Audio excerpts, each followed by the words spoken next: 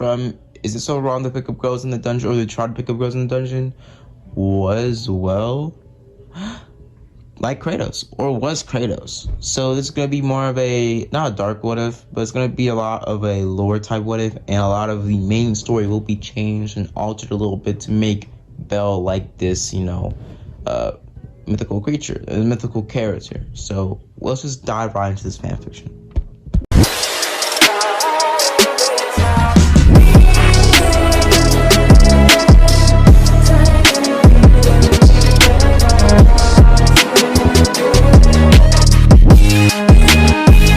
How he would become, well, Kratos, is a story that will start off like many with his birth.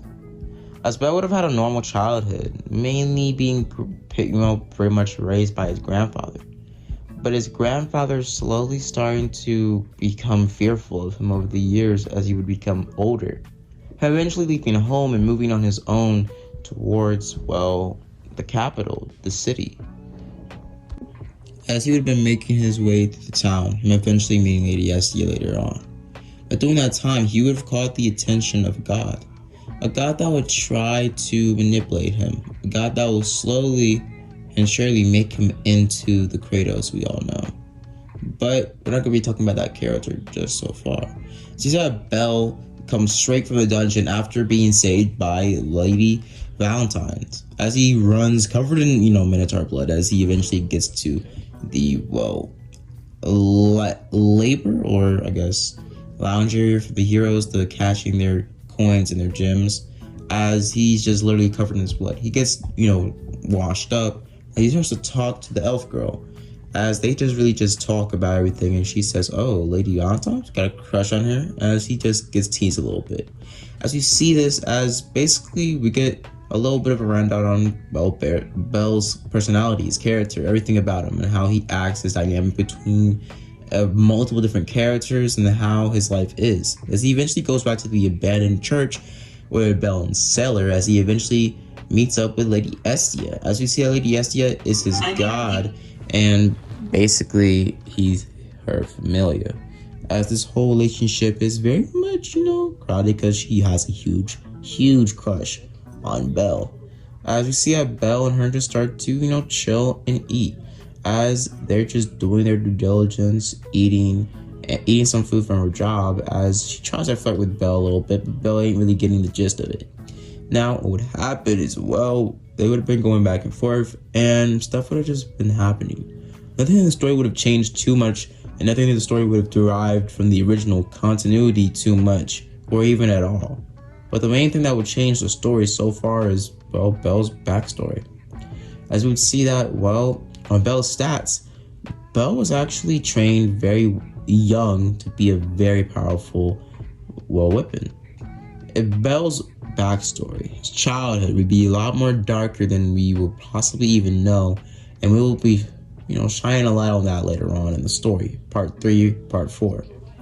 You see that this happens. Lady Estia checks his stats on the back of his back, as she tells him that he succeeded pretty well, as they just start to talk a little bit. Eventually later that night, they go to sleep, as Belle wakes up with her big things on his chest. So basically, Belle just gets out of the way, trying to, leave. As he leaves, putting on his coat and, hitting the town.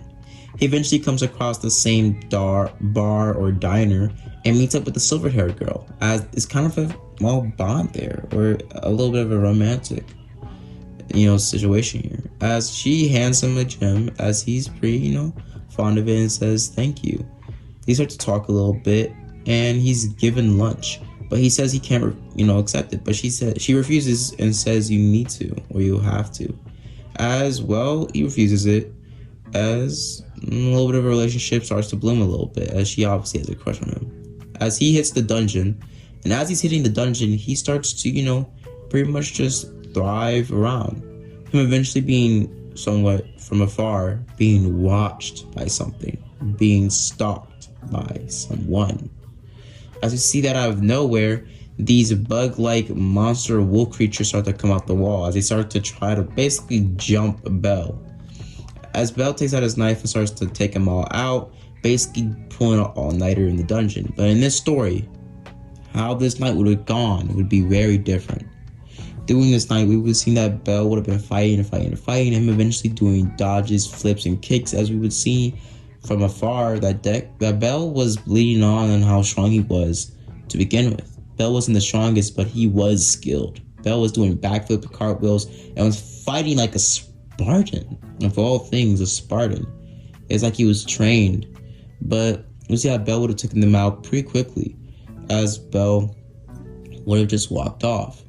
As we would have seen that from afar, someone would have been watching him, would have been smirking. Under their voice, they would have said, "You are the perfect warrior." As we would see that Bell would have made his way back to the cellar, or back to the abandoned church, to Lady Estia, as his stats would have improved a bunch. Him being super ecstatic by this. As we would see that Bell just would have been like straight up ecstatic by this and going crazy. Lady Estia just saying that, you succeed, but I'm going to go to work now. Later that night, Bell hits the town, going to the nearby bar where the silver-haired girl was, as he starts to talk to her a little bit, as they, suggest a little words, a little flirting in and there. Bell being a little bit more flirtatious in this continuity, as we would see that Bell would have been given a big-ass serving of noodles. Him saying, "You definitely get your money's worth here," as he would have started to count the calories, food intake, and everything about that. And actually all of his stats he got in the dungeon and how well he fought. As he just starts to eat, as he's given a huge ass catfish, halfway fried, I don't know, it doesn't look that good. I look back at the anime, it doesn't look that good, I don't know, but he starts to eat it. So we see that Bell starts to munch, starts to grumble, starts to get on his munchy munch, as basically he starts a little bit of more flirtatious vibe. As he gets a little bit flirty with the silver-haired girl, the silver-haired girl gets a little bit flustered as she flirts right back towards him, as they are obviously giving off like they like each other vibes from like a mile away in the bar. Everybody knows that. It's like super obvious in this continuity because Bell's a little bit more flirtatious in this continuity just because of his backstory.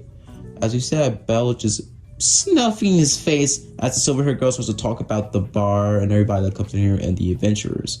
Eventually, a cat girl walks in, introducing the Loki Familia.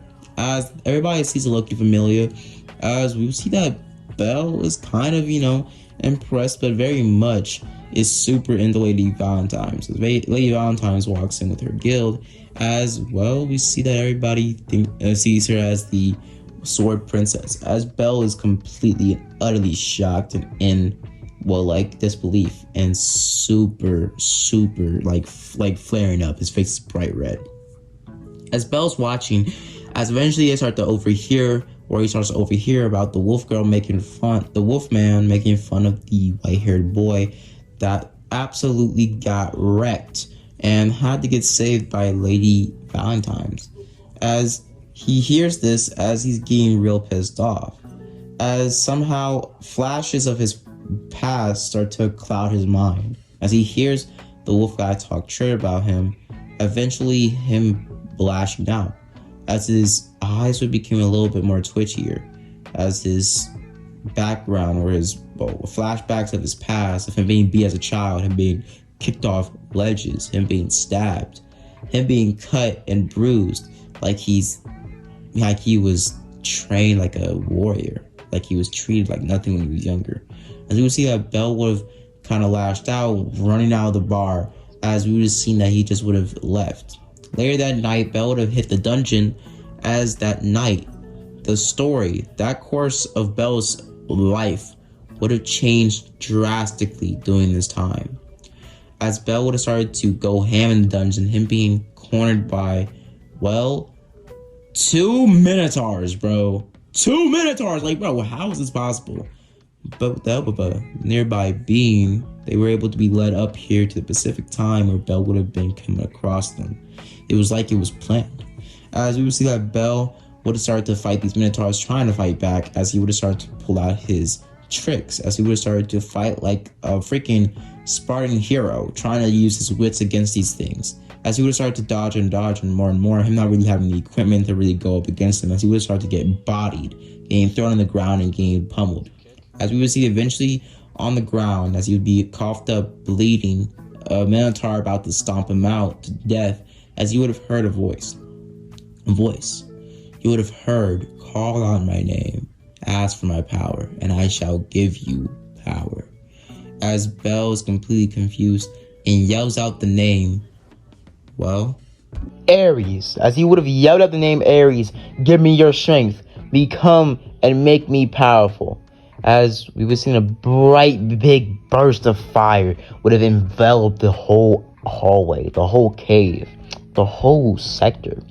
Hundreds of different animals and beings being burned alive, and the minotaurs being pushed back by this huge burst of flames.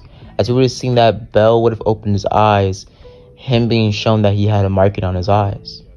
Us being shown that paint would have started to rub off of his eyes, having a red mark over his eye, his hair glowing bright white. As he would have started to get up, his wounds starting to heal on their own. As he would have been yelling in pain, as some sort of blades would have started to appear on his forearms. As they would have started to latch onto his skin, and the chains burning into his skin, making indents and marks. As we would have seen that he would have yelled out and saying, "You cannot defeat me. I am." As he would have started to rip through these minotaurs, ripping them into two, cutting them a half, straight up destroying these things with minimal to no effort. Him a little bit, not as strong as Prime Kratos or young Prime Kratos, but strong enough to take down these minotaurs with minimal effort. As we would have seen that he would have looked back, and him seeing a man in some sort of brown robe with fire coming out of the openings. As he would have looked towards Bell, saying, "In my time of need, I will call upon you. But for now, you are my horseman, my avatar. You will serve me. I will make you powerful." As Bell is completely and utterly shocked by this, as during this event, Ares would have left. As we were seeing that Bell would have walked back later that night, eventually being morning time-ish, because he did a little bit of grinding in the dungeon with these new blades. As eventually he would have realized that he has something changed in him.